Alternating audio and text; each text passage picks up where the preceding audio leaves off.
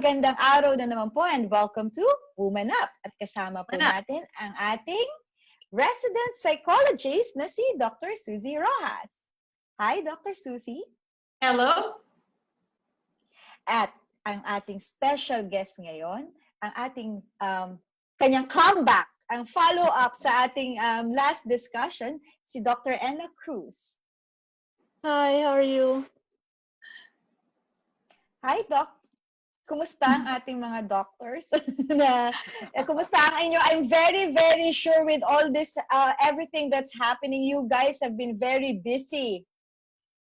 And we've been reading a lot of the news about the OFWs, especially since there are a lot of newspaper articles that they are outside the airports. They haven't been able to go home. And when they go home, there is a resistance to them. And then the prediction of the government when it comes to the travel and the entertainment industry and how it's going to look like until balance year, until next year. Yeah. What do you think, Aina?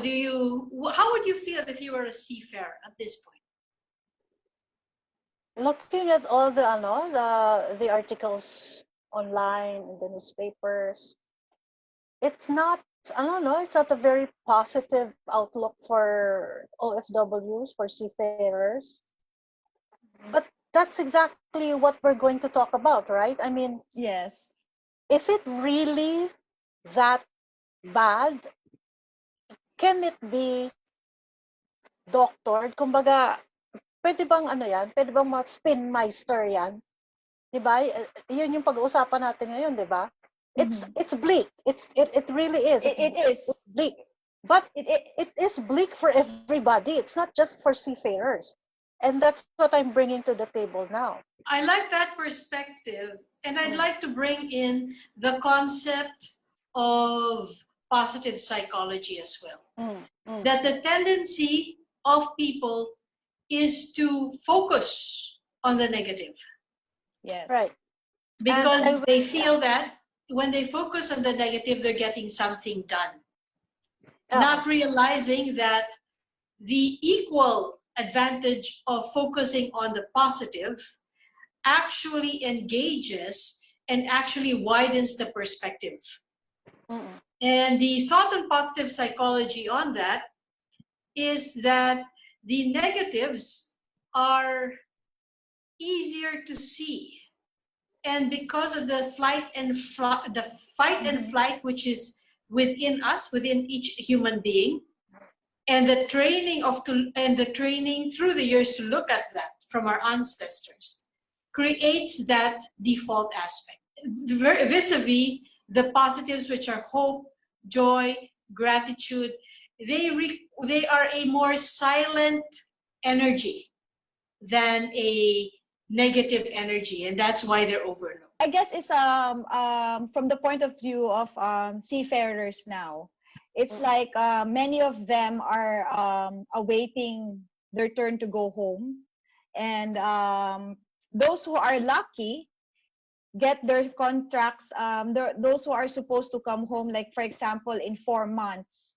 And their contract has been extended. So from what I heard based on my talks with them, it's like you have this mindset na you prepare yourself for a certain amount of time on board, away from your family, away from your loved ones. Like for example, if your contract is 4 months, then that's how you mentally and emotionally prepare yourself to miss them. And then suddenly when COVID happened, many of them get their contracts extended for several months, because then we have the problem of crew change. And so it's sad, but at the same time, when they come home, there's a chance na they may not be able to get another contract because of some problems in the industry now. So my question to you, ladies, is, with that, facing all those challenges, how can you not fall into the trap of just having self-pity. And maybe, like, if you are depressive, how can you cope with that kind of situation? To add to what Susie said, what I can contribute now is an explanation kung bakit nagkakaganyan, kung bakit ang default is negative. No? Kasi pag naintindihan natin kung bakit ang default natin is one way or the other, pwede natin yang mabago. Kasi ano yan like sinasabi ninyong mindset. Ang mindset kasi hindi yan set. Hindi yan permanent. Pwede yan mabago. And that's where positive psychology comes in. And that's where the physiology of the human brain comes in also.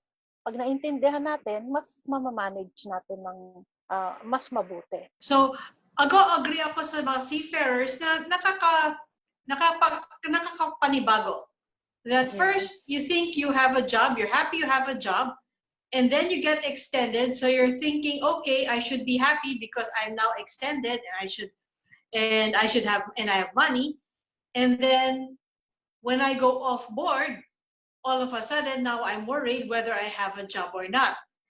And the sense of not being in control and the sense of it can happen to me at any point in time is a natural fear, and it's an inbuilt fear of any human being.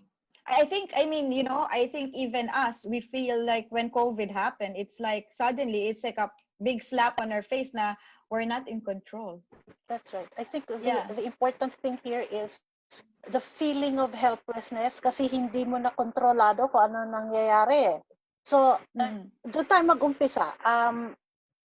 Ang problema kasi kapag nalulung ka na doon sa paulit-ulit na pinag-iisipan mo na baka ganito, baka ganyan, pag uwi ko sa Pilipinas, wala akong mahihita, wala akong makukuhang trabaho.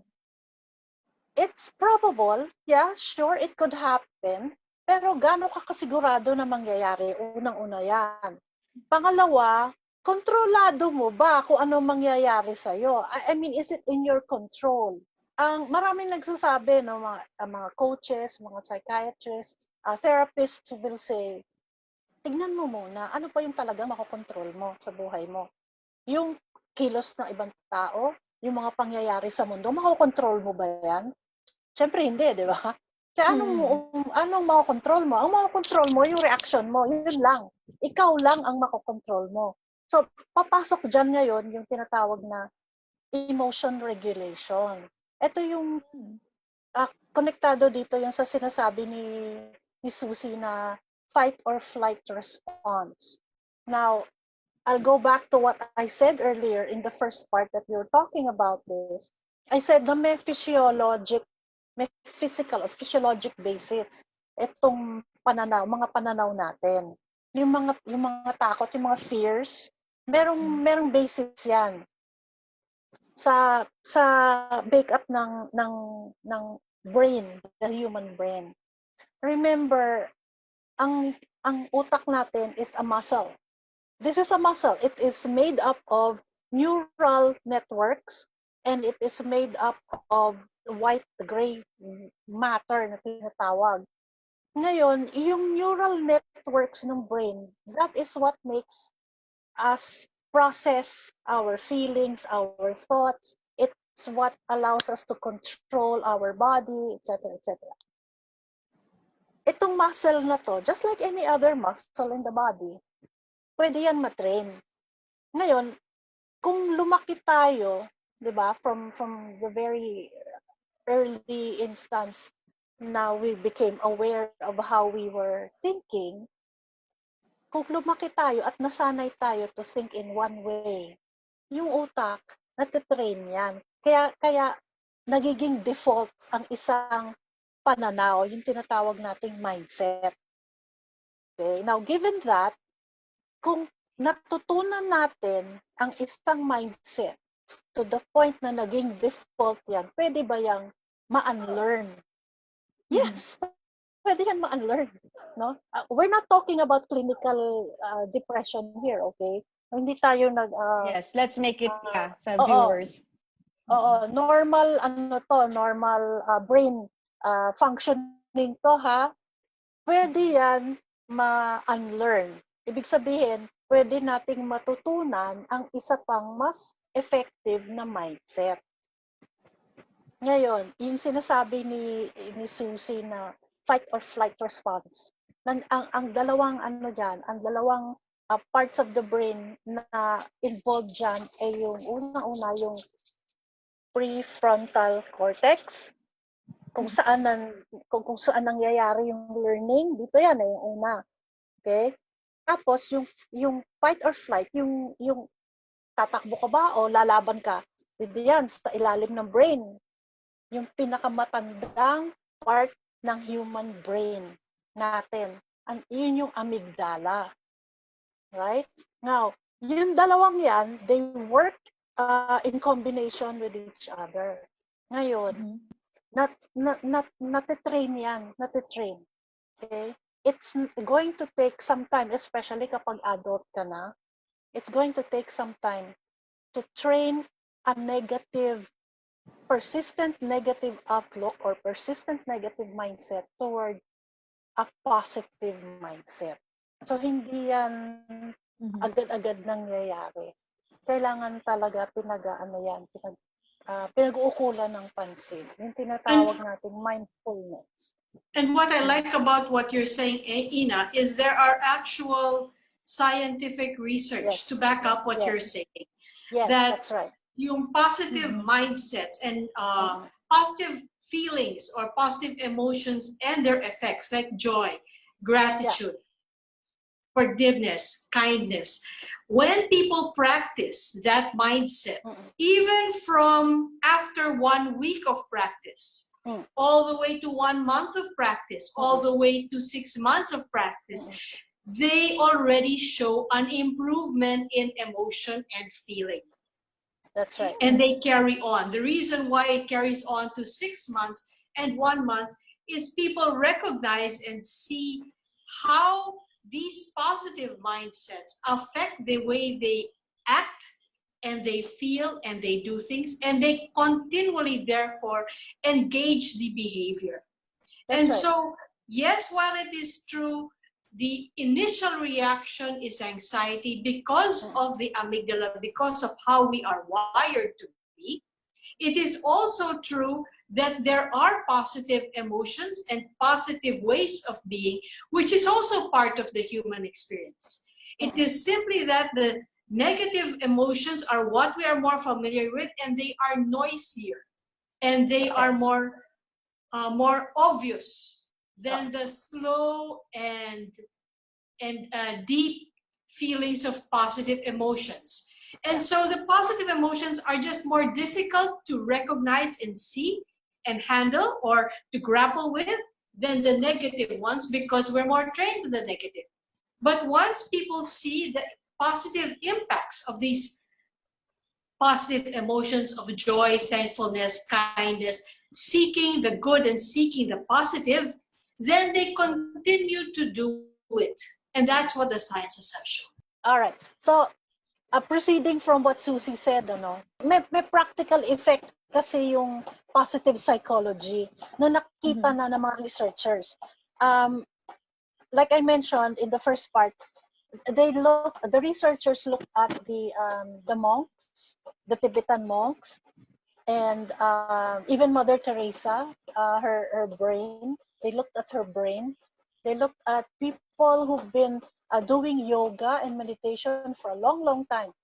Nung nakita nila, pag strong and persistent yung faith mo, for example, religious faith mo, in divine providence, nagkakaroon ng changes in the brain. Okay? Ano yung exercises na tinignan ng mga researchers, yung meditation at saka yung prayer. Kasi yung prayer at saka yung meditation, halos pareho lang yan eh.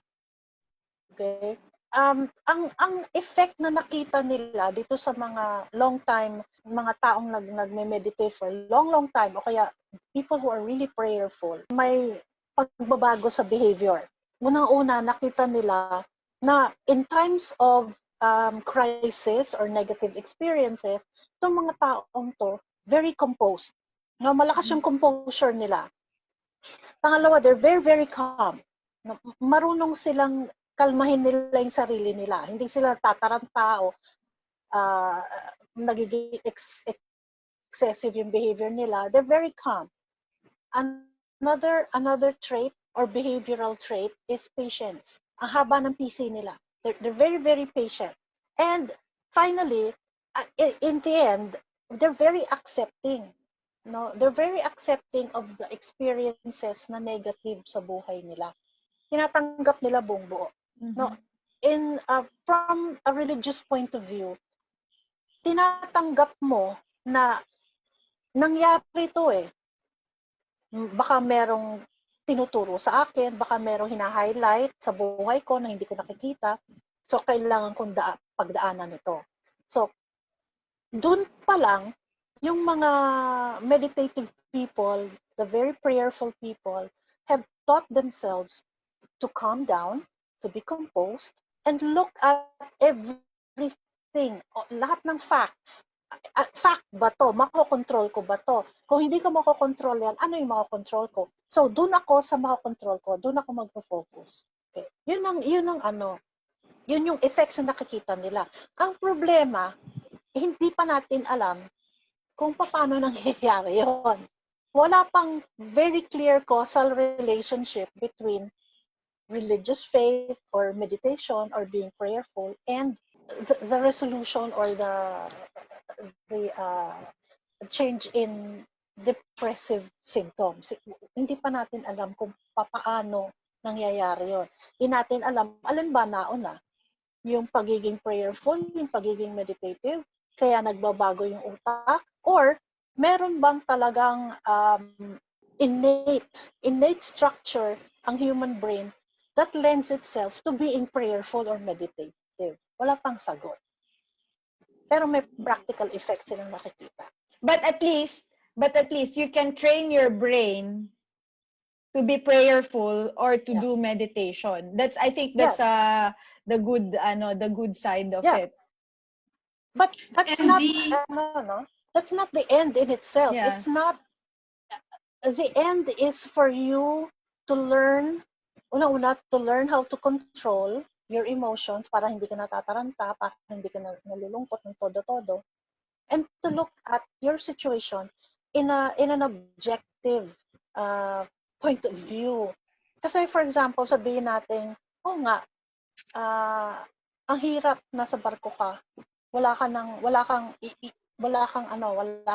outlet, wala kang makausap, namimiss mo yung family mo, kung ano man yung na-experience mo, no? Ang hirap takasan kasi nandiyan ka sa barko saan ka pupunta? Tapos, pag uwi mo, iniisip mo, ang pangit ng ekonomiya ng bansa, baka mamaya wala akong mahanap na magandang trabaho.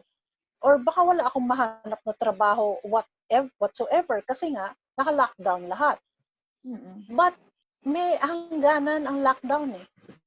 Hindi natin alam kung kailan matatapos. Pero matatapos yan. Lockdown ngayon, wala akong magagawang, why don't you look at, pag natapos itong lockdown na to, ano yung pwede kong gawin? So, focus your energies into something more productive. Now, something that will take your attention away from the really fearful things that could very well happen. Diba? So, there are two ways because there are two different types of people. There are people who are the thinking, sensing type, and they're the ones who are the emotional and perceptive types. So from the perspective of the thinking, sensing type, the strategy that you are suggesting works fine because it uses the mind in order to move the person forward. So I will take it now from the emotional, sensing, perceptive type, where positive psychology comes in. The objective of positive psychology is the focusing on the good things and on the strengths and on the positive values that people have. And the methodology that they talk about is when you are in a panic situation, it is to go back into the self and look at specific times where you were happy. Tangible, specific times, no matter what the time is in your life, when it happened, it is to revisit that time and remember the emotion and be in the presence of the happiness of that time. When you are able to do that, you are able to identify different emotions. You are not from a cognizant, not in a thinking level as much as in an emotional level. The feeling, to meditate on the feeling of joy, meditate on the feeling of happiness, of kindness that you felt at the moment when you were the happiest.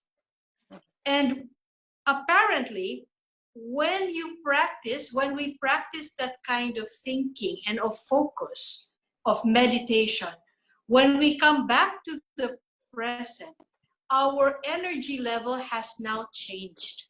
And then therefore, it now is easier to focus on the positive things that are at the moment.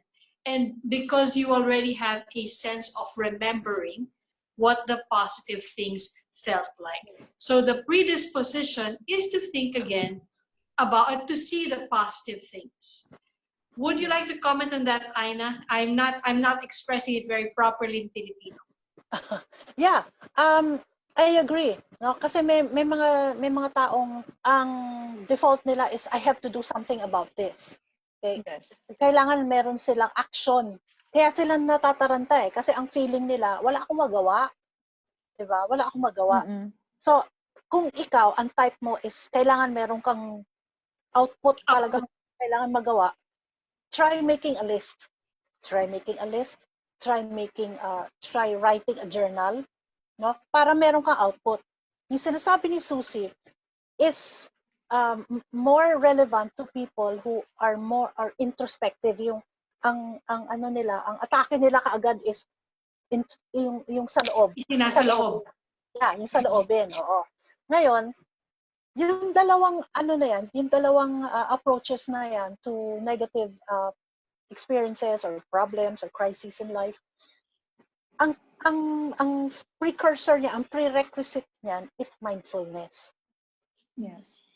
Kailangan naiintindihan mo muna kung ano yung pinagdaraanan mo.